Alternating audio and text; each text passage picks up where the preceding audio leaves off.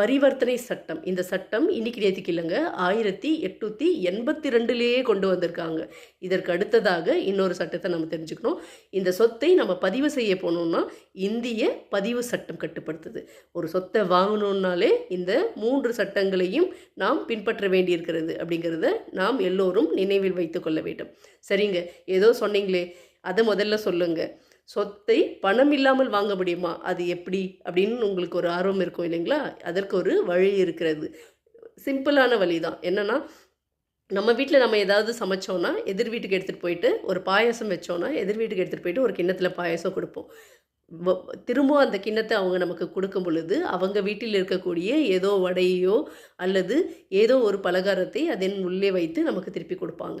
இது வீடு அளவில் நடக்கக்கூடியது. இதையே வந்து வர்த்தக ரீதியாக பண்டைய காலங்கள்ல என்ன பண்ணிட்டு இருந்தாங்கன்னு சொன்னா, பண பரிவர்த்தனைக்கு பதிலாக